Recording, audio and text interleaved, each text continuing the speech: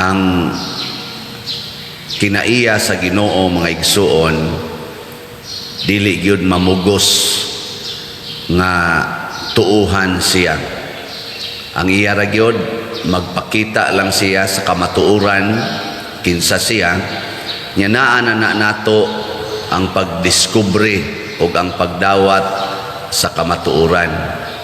Muna si Felipe, nakita siya sa kamatuoran, iyang gisangyaw ngadto ni Natanael, wasad mo tuo dayon si Natanael, giingnan rasad ni Felipe, adto lang ikalay personal nga tan-aw. So kining pagtuo nato sa Ginoo ug ang atong pag-ila niya personal gid ni nato. Nang importante kay nang naatay personal experience. Gitawag nato faith experience nga personal ba. Kamo na amoy personal nga faith experience with Jesus. Pangutan na imong tupad na unsa may imong personal experience ni Jesus. Pangutan na. Kay kung naa na taana kanang gitawag og personal experience, din agita matarong bisag unsaon pata, bisag patyon pata. Mao na hinahitabo ni Natanael og sa ubang mga sumusunod ni Kristo, apil ng atong gauna nga duha ka santos dinis Pilipinas, Pedro Calungsod, Lorenzo Ruiz, din agyod matarong basta na ay personal experience. Nagta na karon nga siging away aning bahin aning history sa ato kunong Pilipinas, ano na revisionism na ako na yung mga girevise ang history. Kanang history ma-revise gina siya kung ang mga tao nga na-involve sa maong history why personal experience nga solidly grounded. Pero naagitay personal experience niya solid ang iyang ground, di gina matarog. Muna sa atong first reading gibutang dinhi nga ang bag-ong syudad kadtong naggilak-gilak ka syudad nga nakita ni San Juan, kay siya may gasuhat aning Revelation, gipasukad ko daw sa 12 ka mga lig-on nga sukaranan. Ano bang mga foundation ba? Nya kinsa man ning maong foundations? Mga ngan sa mga apostoles ang nakasuwat didto. Pasabot gipasukad gyud sa mga tao nga dunay personal commitment, personal experience sa Ginoo. Pananglitan kulatahon ka sa imong bana. Unsa man na? Personal experience sa Ginoo o personal experience sa demonyo? Ha? Nabang kulatahon ka ba? Bunogon ka? Unsa man na? Unsaon na nimo pagsabot? Personal experience sa Ginoo o sa demonyo? Depende lagi na nimo.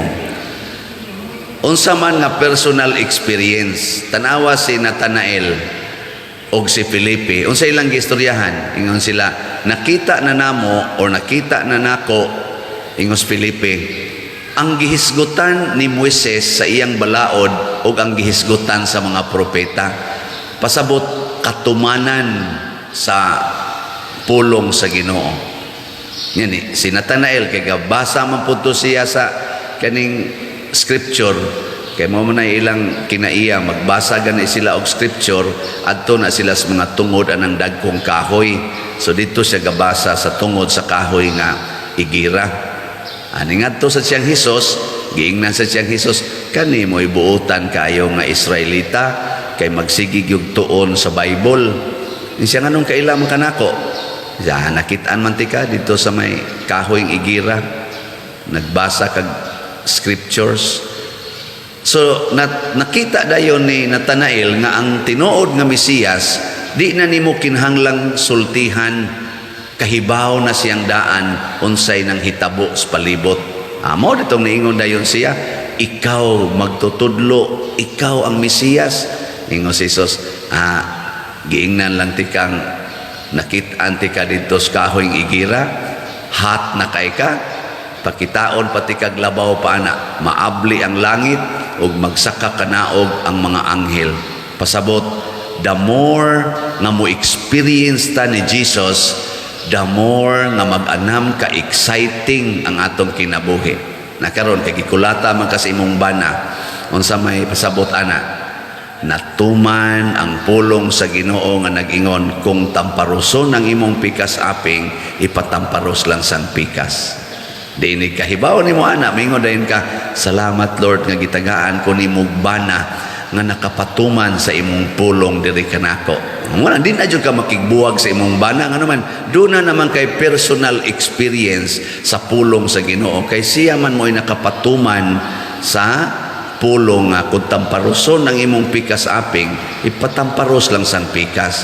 Nya anha nimo diha masinati ninduta diay no. Ning tamparuson ta sa atong gihigugma. Oh, di ba? Saan sakto dili?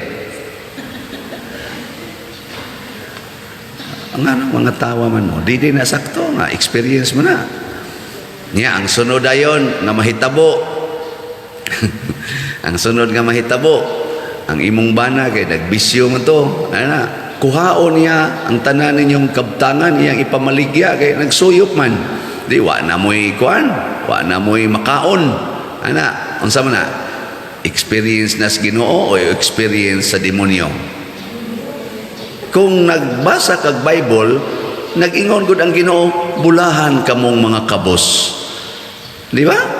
O di niyo ka, yan nasad, tuma nasad. Salamat ani akong bana Lord, kay sinati ginako ang kakabos. O di magsige dalagad pasalamat tanaw kasi imong bana. Nya gipamaligya man yang inyong mga butang. Oy, sugo mo sa nas Ginoong nag-ingon, ibaligya ang tanan ug ang halin ihatag ngadto sa mga kabos. Kisa may ning pahimo sa imong kuan, sa inyong mga butang nga gibaligya, ang imong bana. Nya ang samto imong bana, kabos kay way trabaho, sige lang standby. Nya unsa may mahitabo nimo isip asawa? Kung anhi ka dinhi magtan-aw, mahimo dayon kang tinuod nga lig-on nga magtotoo. Kamao kay kang mutan-aw hain ang Ginoo diha sa mga lugar nga murag way Ginoo. Kana may tinuod nga pagtuo, kana bang makakita ta Ginoo sa sitwasyon diin murag way Ginoo.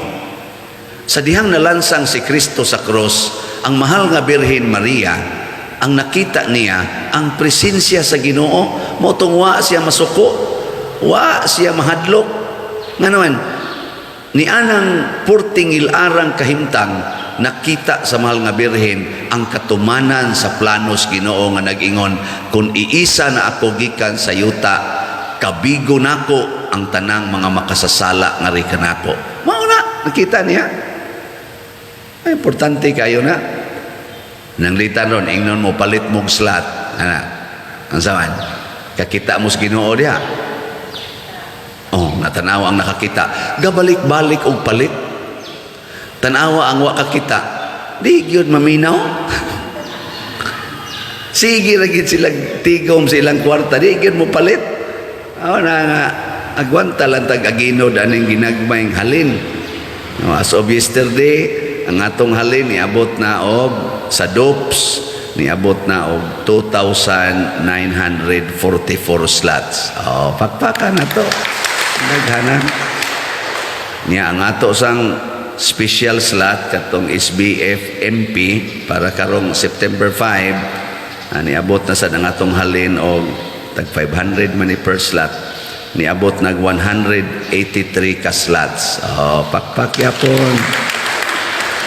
1,817 na lang ang nahibilin sa SBF MP.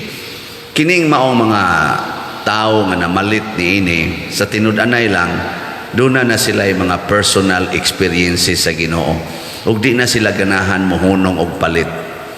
Naatay mga followers nga moabot tingali nig mga 200,000 tibuok kalibutan, mao ginilabing minus nga followers nato. Nya ang namalit karon na aras mga 2,000. Hinaot unta gusto sad nga mo personal experience ang 198,000 ka mga tao. Mamalit lagtag sa kaslat, di ba? Makita gid ninyo ang kalainan ug wa mo kapalit testingin ninyo. Og di sad mong ganahan mo palit og usab, luoy kayo mo. Nga naman, imong gihunong ang imong relasyon sa Ginoo. Ingkaw niya pa dir, mapobre ta na sige tagpalit. Testingi, tanaw na to, mapobre ba? Nabitay ni testimonya karong bag-o, wa na gid sila hapit makaon. Niya pagsimba niya diri ni saad man gid siya nga mupalit og slot. Ingon ang iyang asawa, sigig siko yang asawa nga, ay lalagi usag palit karon kay bawo bita kang natay palitonon dito pa mga tambal sa mga bata kapag ito'y kuan. Nganong mupalit pa juga karon? Palit lagi taday kay ako na gining gipanaad. Ingon siya, ay ayaw lang lagi usa. Musabot ra ng Ginoo ana. Iya yung gipalit. Wa gid sila bugas. Ana. Agwanta lang sa kuno sila nga lugaw-lugaw usa. Magkadangtan ko ng mga pila ka adlaw ning abot ang grasya nga wa nila paabuta. Karon dagko na noon kay siya gipamalit nga slot. Gani mo sponsor pa siya sa ato dinhing mga pipila ka mga feeding sa dias prisuhan. Nag-feeding man tagahapon, misa ta dito sa prisuhan sa Liloan. Ana usa na siya mo voluntaryo nga, pader ako say angkon sa tubig pader. Ako'y angkon, kay pastilan, diha gid gasugod ang akong kasinatian sa grasya, dihang ako yung tinuod gina kanang ako yung ituban ang akong panaad sa Ginoo. Kana personal na niyang experience, bisag unsaon pa na ni muglalis, mamatay na lang kag linalis anak niya, din agi na mutuo. Kay kahibaw man siya nga naa na siya personal experience sa katumanan sa pulong sa Ginoo. Og mauna ang atong misyon sa kalibutan. Matod pa sa atong tubag sa Salmo, sa atong tubag, ang imong mga higala nagtug-an sa himaya sa imong pagkahari, Ginoo. Magsigi unta tagtug-an sa pagkahari sa Ginoo, dili magsigig tug-an sa atong mga personal accomplishments, paggarbo aning atong mga naong, paggarbo anang unsa na nimong sayaw-sayaw des TikTok, paggarbo anang imong sakyanan, anang imong balay. Dili ang Ginoo kun maghari mao na importanteng ato isangyaw, og mao na roy kuwang sa kadaghanan sa atong kaigsuonan ang personal encounter with God as our King, as our provider. Sige, nindog na ta. Mga igsuon sa pagpasidungog nato niining apostol nga si Natanael or si Bartolome, atong gipasidunggan ang Ginoo nga mo'y naghatag sa tanan. Busa malaumon kitang muingon, amahan dungga ang among pangamuyo. Amahan dungga ang among pangamuyo. Alang sa simbahan nga nagpalambo sa espirituhanong mga kalihukan nga maoy nagbuhong sa pagtuo sa katawhan sa Dios, mga muyo kita sa Ginoo. Amahan dungga ang among pangamuyo. Alang sa mga nagupot ug buhatang pampubliko nga magmatinud-anon sila sa ilang katungdanan, mga muyo kita sa Ginoo. Amahan dungga ang among pangamuyo.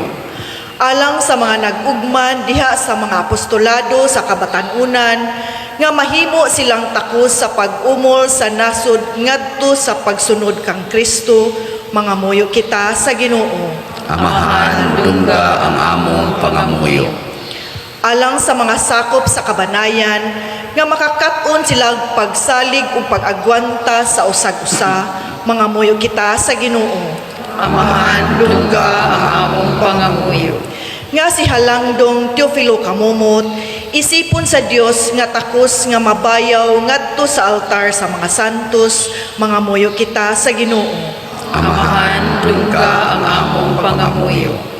Alang sa mga proyekto dinhi sa atong simbahan nga pinaagi sa pangama ug paggiya ni San Vicente Ferrer, magmalampuson ug mahuman unta sumala sa atong mga giplano ug gipangandoy, mga muyo kita sa Ginoo. Amahan dungga ang among pangamuyo. Alang sa tanang mga benefactors ug donors sa atong simbahan nga mihatag og financial ug lain-laing hinabang, ug alang sa mga nagtrabaho dinhi sa atong mga proyekto nga hatagan unta sila sa Ginoo ug daghan pang mga grasya sa ilang kinabuhi, malikay sila sa mga kadautan ug mulampos unta ang tanan nilang mga paningkamot, mga muyo kita sa Ginoo. Amahan, dungga ang among pangamuyo. Alang sa kapahulayng dayon sa mga magtutuong mihalina, mga muyo kita sa Ginoo. Amahan, dungga ang among pangamuyo.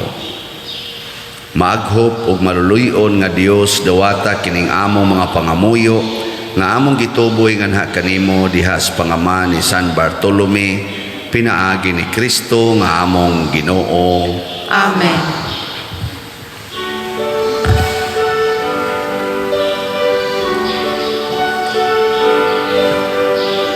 Christi